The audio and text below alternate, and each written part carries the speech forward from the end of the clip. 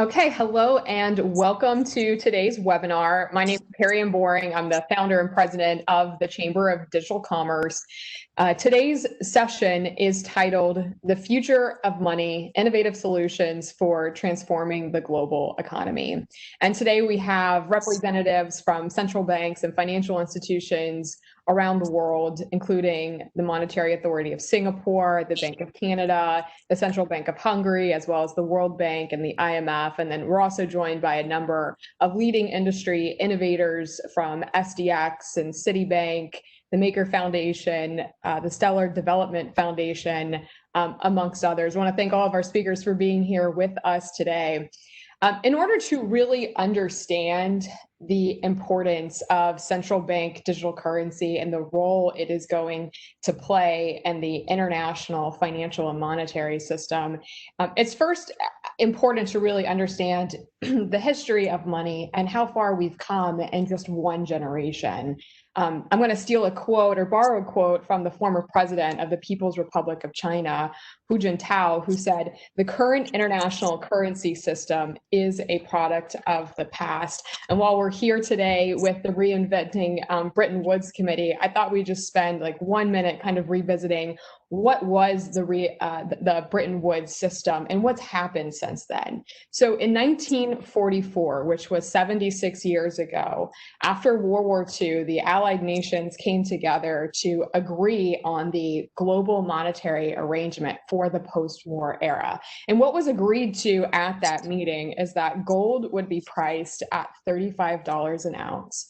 The United States would serve as the reserve currency, and then all other nations would peg their currency to the US dollar, and they could legally demand gold from the US Treasury. So that's where we were 76 years ago. And then, of course, the gold standard was broken in 1971 when President Nixon closed the gold window. And then by 1980s, all industrialized nations had moved to floating currencies, meaning no gold backing or fiat currencies. So if you just think about how much the monetary system has evolved in just one generation, we can certainly expect to see more technology evolutions throughout the monetary system over the next generation, over the next 10, 20, 40, 60, 70 years. And that's where central bank digital currency and blockchain technology comes into the conversation, especially today when we have more access to more advanced technologies like the internet itself and blockchain technology, as well as artificial intelligence and 5G and quantum computing. We are living in an impressionable moment of history where we are seeing an international conversation around the future of money and how do we improve the international financial and monetary system. So we're pleased to be joined by all of our speakers across the next two panels, as well as our co-host today, which is the Reinventing Bretton Woods Committee. I'd like to welcome Mark Uzent up next to give some brief introductory comments as well. Mark, really appreciate your support and your partnership in today's event, and look forward to an in-depth discussion about the future of money and the role blockchain technology is going to play into that. Thank you, Perianne, and thank you, everyone. Welcome to this webinar about, indeed, reinventing money, or how CBDC and private sector can work together for a recipe for innovations. There are clearly signs today that we might be moving faster than we expect to the digitalizations of international finance. And in these circumstances, it is very logical that we are hosting today with the Digital Chamber of Commerce these two important sessions that will combine, in fact, both network, the network of policymakers, academic, private sector stakeholders. And indeed, we saw the level of interest in central bank digital currency accelerated in recent months. Recently, the G7 central banks with the BIS published a very important report identifying the principle necessary for any public available CBDC to help central banks to meet their public policy objectives. The European Central Bank and the Governing Council are also decided to advance work on the possible issuance of a digital euro and recommend you to, in fact, read their important report that was released last week. Bank of Japan and the government bank, Haruko Kuroda, mentioned that they will also make some experiments and will seek to determine requirements and principles for the issuance of a potential digital yen.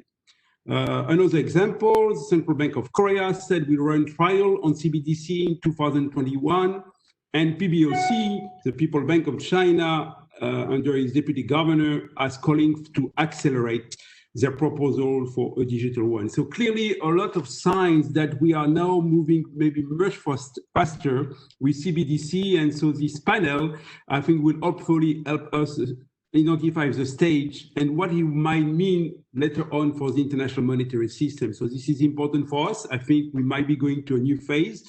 And I'm glad that we can have today an important exchange of different stakeholders. I would like to thank, on behalf of RBWC, our partner here, the Digital Chamber of Commerce, and of course, Accenture and John Velissarios, who is the Global Managing Director of Accenture, who has directed all this interesting work. John, I will give you the floor to moderate the first panel, and I look forward to meeting you in person. John, thanks so much, and all the panelists. Thank you, Perianne, for the introduction. It's great to be here and very excited about sort of talking to you today about CBDC and also this exciting panel and discussion. Before I do that, though, I would like to sort of maybe hand over the presentation to Tim Lane to give a quick few opening remarks, and then I'll go back to maybe doing an introduction and then going through a list of questions that I prepared for the panelists. So Tim Lane, over to you. Well, thank you very much. So, I mean, the starting point is that we're going through a period of reconsidering what's the relative role of the public and the private sector in providing money. And our existing system, of course, is a mix of public and private already. We've got, bank deposits being provided by commercial banks, a whole array of bank deposits. We've also got cash, which is created by central banks, and central banks also provide reserves or settlement balances, which banks use to settle transactions among them. And that's a mix that we've had for quite a long time in some, to some degree. But this is a mix that's, of course, shifting over time with technology, because we're seeing cash being used less and less in everyday transactions, largely because of the other attractive payments options that are being offered by the private sector. At the same time, we've also seen some new entrants, which are would-be digital currencies, and that starts with some of the cryptocurrencies like Bitcoin, and then has continued with the stable coins, which attempt to establish a stable value of a digital currency with respect to some benchmark, and Facebook's Libra, of course, is a case in point. So with that, there's really a question of, as we're seeing this shift, what is the appropriate mix of public and private in this whole sphere? And I guess the starting point is thinking about cash, which is something that central banks create. And we know that public likes cash for a number of reasons. It's very simple. It provides instant settlement. It's very safe. It's resilient in the sense that if the systems go down, or as the example we use in Canada, if there's an ice storm and the power goes out, then it's still available, and it's available to everybody. It doesn't rely on having a bank account or having a smartphone or whatever. So there are a number of features that make cash desirable, both from the point of view of individuals using it, but also as a public good. In some respects. Of course, the drawback of cash is that it's clunky. In an increasingly digital world, you can't use cash for online transactions. You can't use it as easily at the point of sale when you've got electronic means available. And so in that context, of course, we're seeing cash used less and less. So, of course, the question central banks are asking themselves now is, well, is this something that we should just allow to continue, or do we actually need to look at cash and see if we can come up with a digital form of cash which would actually deliver some of the features of cash, a digital version of a banknote that would have the attributes of cash that we like, but at the same time would at the same time would be used would be in digital form, which would allow it to be used in a variety of other applications. So that's really what we at the Bank of Canada have been looking at for quite a number of years now. A number of central banks are on a similar route of kind of exploring, well, what would it mean to have a central bank digital currency? And, where we are in that process, I think, is similar place to many other central banks, which is thinking that, well, there's not really a compelling case for a central bank digital currency under current circumstances, but that the world is changing very rapidly. And we can certainly see circumstances where a central bank digital currency could be a desirable addition to the array of products available for payments. And I guess the key thing there is that the world is changing so quickly that if we want to have something that's actually viable and could be launched in a suitable time frame, we need to be moving pretty quickly and deliberately to develop something. And so we've actually been exploring not just the sort of theoretical question of, well, would it be a good thing, but actually exploring the specifics of, well, exactly how would it be designed, what would it look like, how would we organize it, the provision. Now, of course, if we were to issue a central bank digital currency, then there are a number of important risks that would have to be dealt with as well. And one of them is that central bank digital currency like cash would be a safe asset, but of course there is such a thing as a flight to safety, which we see in financial crises, and so you wouldn't want to have a situation where those flights to safety become that much more frequent and more and more rapid, and so there's a question of, well, sort of how do you manage that risk? And is it manageable with a central bank digital currency? A second one is really around privacy and the fact that we know that cash is attractive to people partly because it's private. Nobody can see how you're transacting, but we know there's a dark side to that as well. And so, of course, no central bank would want to or would indeed be allowed to issue a digital currency that would then provide a seamless and infinitely scalable means of money laundering, terrorist financing, and all those bad things. And so you have to think about, well, could you design a technology that would actually combine a suitable degree of privacy with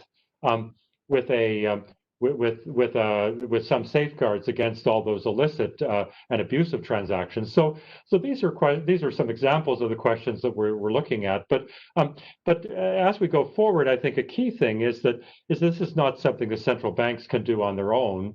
And the private sector, I mean, we're looking at technologies, we're looking at something that the public would want to use, and that would have state-of-the-art features and from a technological standpoint. And so it's clear that we need to draw on the innovations that come out of the private sector, and also even in the operation of a system, we would also need to have a mix of public and private sector. And that's that's already the case with banknotes. Banknotes are a direct liability of the central bank, but at the same time, they're often manufactured with a large degree of private sector involvement, and also they're distributed through commercial banks. It's the commercial banks that have the ATMs and so on. So you could imagine something analogous to that, even once a system of central bank digital currency is up and running. Now, that really speaks to the business model around CBDC and sort of how you design that to have the degree of public trust, which is what the central banks would be bringing to the table, with the degree of innovation and nimbleness that the private sector can offer. So all of that is to say, we're certainly, I mean, it's a very exciting area of work, and it's also one where we're developing our ideas in close collaboration with the private sector. We're already talking to a lot of private companies about the various technological platforms they've been developing. What are their attributes? Would they sort of deliver the mix of features that we think would be desirable from a public policy standpoint? And certainly that's a dialogue that we expect to intensify at the Bank of Canada. But I think, as I said, other central banks are also on a very similar journey. And the paper that I think John referred to of a coalition of 7 central banks that came out a few days ago is an example of that too. So with that, welcome this panel, which is, I think, another stage of public and private dialogue. Thank you very much, Tam. That's excellent, and thank you for the introduction. What I'd like to do is maybe just spend a couple of minutes talking about, sort of quickly introduce a couple of concepts and ideas, and then maybe jump into the questions for the panelists. The first thing I wanted to mention is, and as was already sort of alluded to, was there's been a lot of activity in the last short while on the topic of CBDC. We can see a tremendous amount of interest, a lot of publications, and a lot of movement in the space, especially with regards to sort of, I guess, the topic becoming more mature and focusing more on sort of the next wave of developments that are gonna be inevitably sort of coming down the road. One of the areas that I guess, in my experience in having sort of worked in this area for a number of years, is that originally much of this started in the wholesale markets. A lot of it was around security settlement, was around sort of the stuff that was done in Jasper, Ubin, and the various initiatives in that front. And it's sort of pivoted more into the retail space. So when we talk about CBDC, we sort of see a lot of the original ideas, or original sort of exam questions, I call them, were really posed on the wholesale side, and a lot of it is now shifted in the last short while, partially because of, I guess, that Libra, as you point out, Tim, has created in China and so on. I think PBOC initiatives and so on, and it's gone into much into the retail space as well, given also the work that's happening in Sweden with the Riksbank and the e-krona project and other sort of retail initiatives. One area though that I would like to sort of focus in on, and we spend a lot of time talking about this as well, because we see an area where there is potentially a lot of value in exploring this, is in sort of the cross-border space. The cross-border, there's a lot of opportunity to explore how a CBDC can play a role in the initiatives like the Jasper Ubin engagement, or the project that was done a while ago, explored that as well in detail. But I think there's a lot more in terms of the offshore usage of CBDC held by non-resident sort of entities and individuals and organizations. So there's a more sort of interest, I guess, in terms of the usage of this in a cross-border dimension. So if I look at sort of roughly the kind of project work, initiatives, and so on, retail is definitely a big area and has its own considerations to take into account, especially given the plethora of different payment systems that people have access to, and payment methods that people have access to today, and whether that's relevant for many, and it definitely will be for much in the emerging markets and so on. In the wholesale space and the security settlement and other type of wholesale market activities, I think there's a lot of interest, of course, but given the fact that central bank money is the safest form of money, and using it for settling securities is a very, very much a very attractive proposition.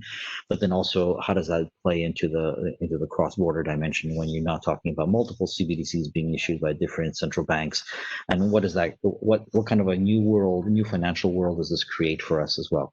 So I think these two, and I'm not going to sort of spend much more time on this, but I think at the end, it's just bringing all these three things together. The topics should be really looked at, I guess, distinctly, I think, in those spaces, but also jointly, because at the end of the day, when we talk about issuing a central bank digital currency, it'll cover, ideally, hopefully, all these three areas, and how that can be, and what role that can play going forward. What I'd like to do is maybe start with a list of questions. I have a couple of questions that I'd like to ask, and I think the first one, I'm going to direct it to Wiki, actually, if you don't mind, Wiki. It's, what problems does CBDC really solve? Is this a solution looking for a problem? Are there specific things that a CBDC would really be suitable for? I think that would be, if you can maybe take us on the journey, right? What it can help us with. Yeah, thanks, John. So I think from the way we shall look at this is really to look at it more broadly as digital currencies first, and then as central bank issued digital currencies. So let's take a step back and then look more broadly at digital currencies. of which central bank digital currencies is a subset. And over here, there are very clear benefits. So one, ability to transact directly with each other. That could make payments, cross-border payments in particular, a lot more efficient. Better models of connectivity that could enable much better integration between the business processes and the payments itself, which brings about efficiency on a whole new level. And then there's programmability of money that could create new ways of interactions, new and safer ways to transact. So these things which I just mentioned, these are really payment innovations. They relate to better means of using money as a medium of exchange, or essentially how money can be used to transact with each other in this new form. And back then to the specific question of CBDC, central bank issued digital currency, I would view this question as more broadly, if we agree that these payments innovations are useful, who would be the appropriate party to issue digital currencies? We have seen already that cryptocurrencies, that stable coins, these have been in the market for a while, but they are failing to gain traction beyond very specific use cases. And I think over here, the issue is really a matter of trust. So would a digital currency that's issued by central banks fare better for general purpose usage? I think that's probably a yes. What about central bank money versus commercial bank money?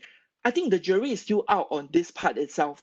And in fact, I see this is actually a very good reason why there should be stronger private sector engagement. Because if we see that there's value in the payments innovation, we should let the industry work on building these networks, building the payments infrastructure, and innovate on the features that they want to provide. Now, if we subsequently see that there are risks to financial stability, then let's look at issuing CBDCs directly on the network. So there is a view that the monetary element and the payment element of CBDCs can actually be unbundled. So the private sector can innovate on the payments aspect while the central bank continue to manage on the monetary aspects. Good. Thank you. Thank you, Wiki. And any comments, I guess, from anyone else? Tim, any thoughts that you have regarding this? What problems does CBDC solve, given you're building a digital exchange, and I know that you've been obviously looking at CBDC as a topic, of course, in that proposition. Can you comment on what problems you're trying to solve with it? Yeah, well, certainly, I agree with Wiki's point that you can look at it as, I mean, if the public finds digital currency useful for some reason, and that starts to get traction for a range of applications, then it is a question of, well, do you want to give that much control of your whole system of exchange to one or a handful of private companies, or would it be better to have a public institution that has an explicit mandate for public policy objectives, that has a framework for protecting privacy, that and it has no commercial motivation for harvesting transactions data to target advertising and that sort of thing, so that there is a case for having it done by public institutions that the public trusts, to respect their privacy, and but also that has a public policy mandate to make it available to everybody and not just to customers of a particular platform. And and of course, I mean, there could be a number of benefits to having a digital currency, which could, I think I didn't really touch on the cross-border one, but that is certainly an enormous issue. There's a lot of international work going on now to assess where are the obstacles to cross-border payments, and to lay out a roadmap for addressing those various obstacles. But one piece of that is the technological platform, and certainly either stable coins or central bank digital currencies, or some mix of the two, could be part of the solution. Certainly not the whole solution, because there are a number of issues that have to be addressed, including the sort of alignment of regulatory requirements, but that could be part of the process of making cross-border payments more efficient. Thank you. Thanks. And Tim Grant, any thoughts on the CBDC from the SDX business that you're leading up?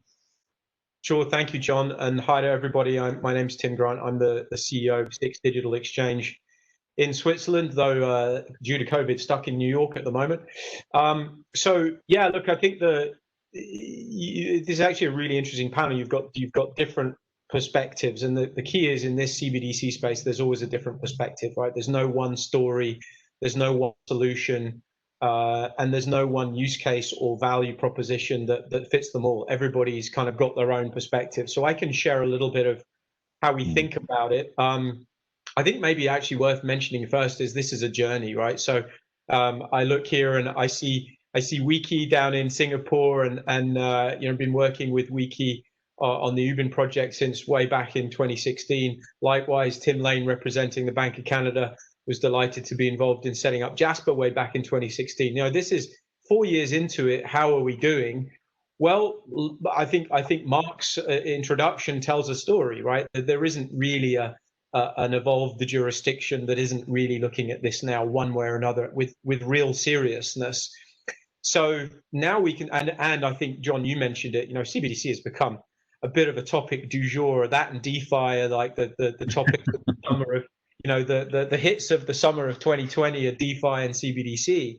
Blockchain is an old story now, So why is that? Why are we all talking about it? Well, I will talk about it from a wholesale perspective, and from a market infrastructure perspective. I'm here representing SDX, but SDX is Six Digital Exchange. That is Six Group. We are a big financial market infrastructure provider with exchanges and CSDs in Switzerland and Spain.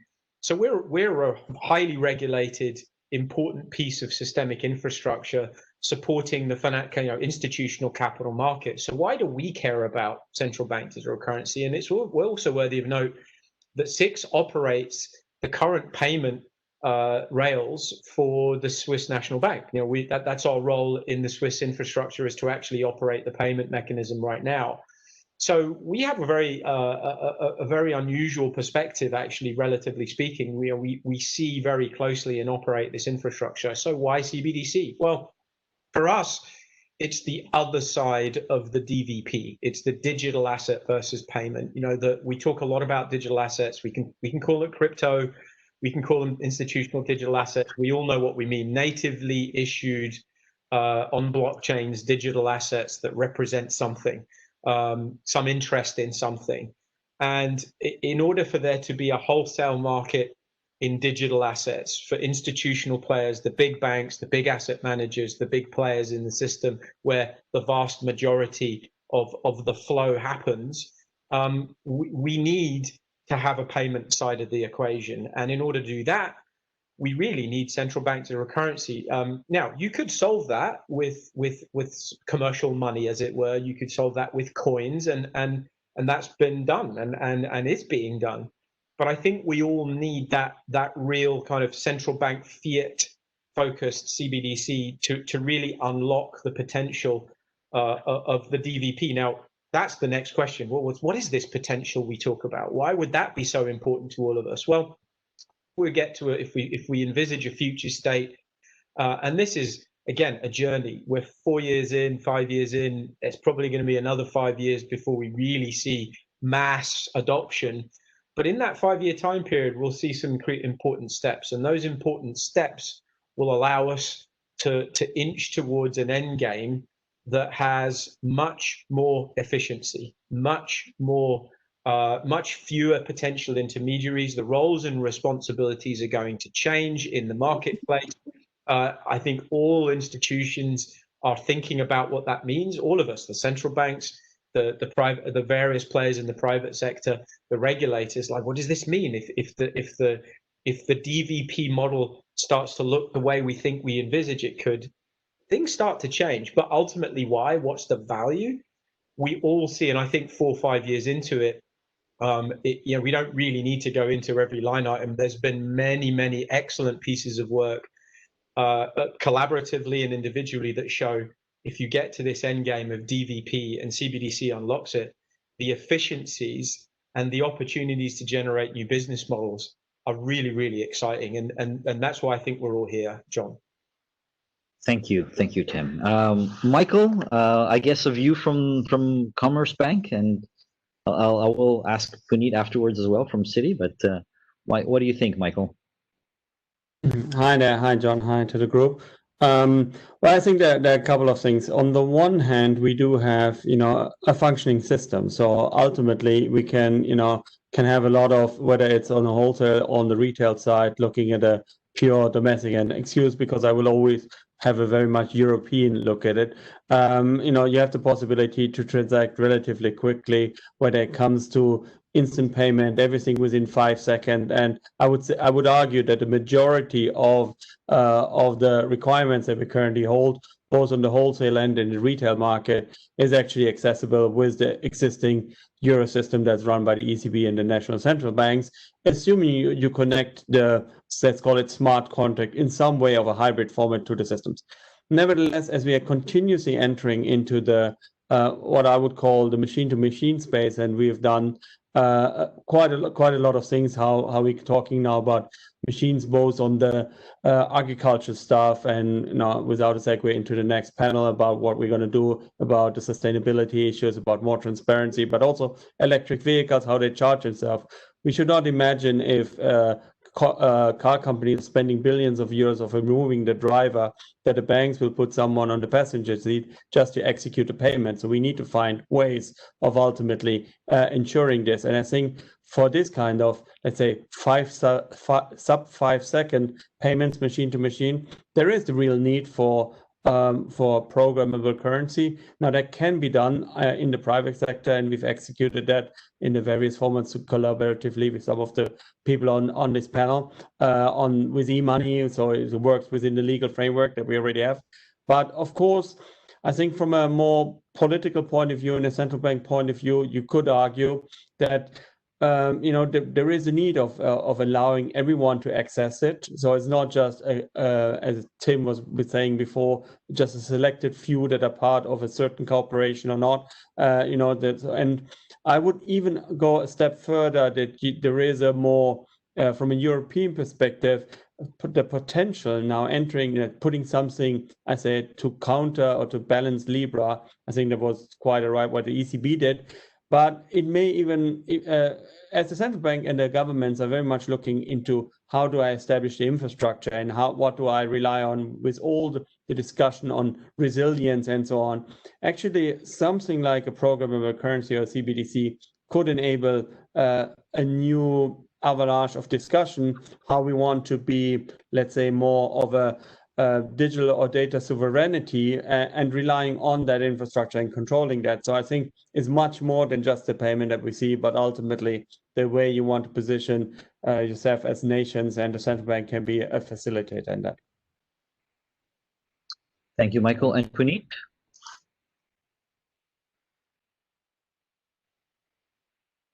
Did we lose him? Okay, maybe we go to the next question. What must we consider in managing this diverse stakeholder community when implementing a CBDC? One of the challenges that we have, of course, is that this isn't just about technology. This isn't just about sort of individual. It isn't about a central bank issuing sort of a currency. It's also about an ecosystem of commercial banks, merchants, participants, and so on. But what other things must we consider when we're trying to issue something like this? And I think for that, we're just directed towards Tim Lane, and then maybe Dewiki afterwards. But Tim, your thoughts on sort of what about the stakeholder community in issuing a CBDC?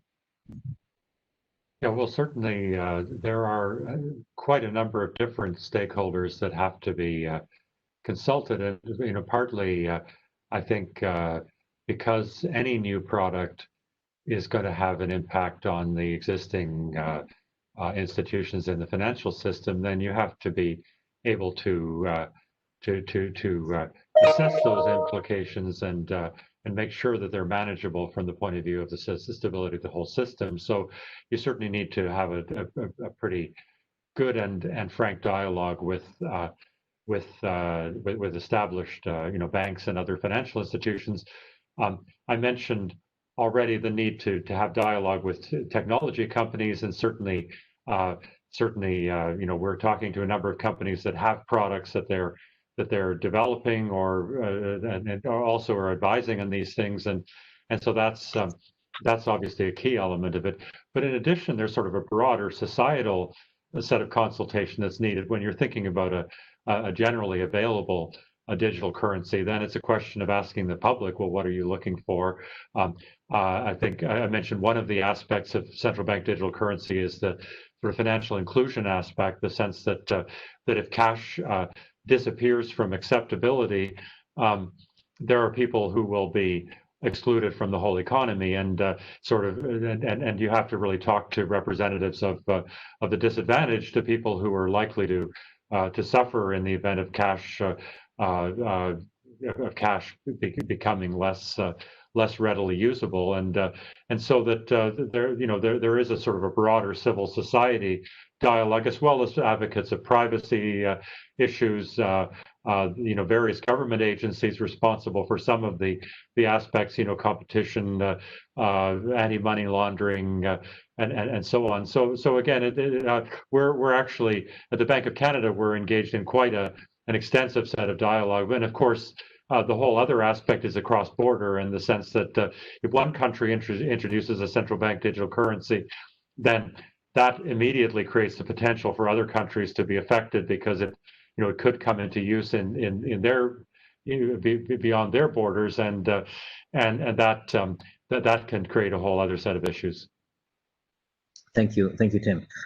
I guess also, what activities, should we be considering in developing systems from a standardization and interoperability perspective? This is a question, I guess, that there's a lot of activity going on regarding the different technologies that you mentioned, Tim, but more broadly, there's obviously a role from a standardization point of view and interoperability, and maybe Wiki, if you can touch upon that, that would be helpful for the attendees on this call. Yeah, thanks, Sean. So I think the common thinking about standardization is really that where there are existing standards, we should use them as much as possible. A good example is really, say, ISO 20022 for payment messages. That looks to actually be the norms that most of the implementations are driving towards. But on the other hand, right, standards on the interfacing level, particularly on the protocol level, that's one of the areas that I think we are still in very early stages. So I'm actually quite cautious about standardizations, talking about standardizations at too early a stage. Standardization by definition is really about convergence. Innovation, on the other hand, it's a lot about divergence. It's about testing out different techniques, different mechanisms. And we progressed significantly over the last few years in terms of technology breakthroughs, really because there are so many companies and bright talents looking at building new technology. But at the same time, we do want to make sure that we move towards a future where our systems and platform can actually connect and interoperate with each other. We have already seen that network effects are key to driving success of platforms. Interoperability will drive efficiency gains. Users want to be able to connect with a large group of peers. I think in the long run, the economics will drive towards standardizations and interoperability, but there's also a concern that competitive reasons could actually result in a bifurcation of the different standards. And I think that's something which all of us should really be very wary of. Thank you, Ki. I have a question, I guess, for everyone, and I'll go around actually. Do you think CBDCs, retail, wholesale, either or both, will be a reality in our respective countries and more broadly in the next 2, 5, or 10 years? I use that as a sort of a further sort of benchmark for timing, from a timing point of view. But I'd be interested to hear maybe Tim, Tim Grant, what your thoughts are on it. Maybe start with the sort of the response there, and then I'll go around. But I think is this a 2, 5, 10-year thing, or maybe sooner as you're building out these solutions for your business? Well, you got to be careful what you say on those questions. But so look, I've been 4 years in the hunt, as many of us around the table have. So it doesn't feel like we've just started all I'll do is I'll cite the work that we're doing with the Swiss National Bank. We're on the roadmap to, with an unspecified time, policy changes. That's what we all want to get to. I think we all are. I think that's true of all of that. That's the goal. 2 years, I would like to think that we are really going beyond that pilot. You know, we're starting to see some real activity. I think 5 years feels really realistic, and that we should all be pushing to get to that point. We don't know what we don't know, but I'll leave it at that. 2 years is a bit soon. 5 years, let's do this. Okay, great. Tim Lane, what do you think? Well, retail wholesale, I mean, we're basically, I mean, I talked about the retail, about the just sort of generally available part, but of course, as you pointed out, we've also worked on we've been working on actually in both of those aspects for a while, and I think they both have potential. We've actually used the word CBDC to refer to the thing that would be available to the general public, whereas we've also, but we're also at the same time developing digital versions of of central bank money that can be used for transactions. And at this point, we don't really have a specific time frame, but I think the main point is that this is all looking a lot more urgent because of the speed with which technology is evolving, and particularly, I think, with COVID, we've seen an acceleration of the shift of activities online, and that suggests that if we want to be ready to develop any kind of digital central bank product, we need to move faster than we thought was going to be necessary. Okay, great, thank you. Vicky, thoughts? I don't think we'll immediately see CBDCs the way we define it, but aspects of digital currency. So we talk about programmability of money, direct peer-to-peer transactions, offline device-to-device transactions. I think these are innovations on digital currencies that we'll progressively see in the coming years. Okay. Michael? I would agree with what was said so far. We are not talking about any kind of problems on the technology side. It is much more a question about adoption and making sure from a central bank point of view that we are not harming and not kind of discouraging the trust in the currency, because I think this is one of the paramount of all kind of decisions. So I would say 18 to 24 months, we're going to see something like that. Okay, good. Thank you. That's good. Thank you. So you're 18, 24, 5, and then obviously we've been at it for a while and we'll need to do some. So that's good. Thank you very much. Puneet, I think we've lost him. I'm not sure if he's still there, but it'd be good to get your perspective, Puneet, if you're still there. No, I think we lost him. Okay. I think I'm supposed to be handing this session back. Mark, is this going back to you now, or are we? It will be Patrick who will now shift. Thank you very much, by the way, John. I'm going to give now the floor to Patrick, who will kick off and introduce the next session. Patrick, over to you. And thanks to all our panelists. I think it was great sessions. And I agree. I think, as you said, it was impossible become indispensable. So I can clearly see CBDC moving quicker. Patrick, over to you.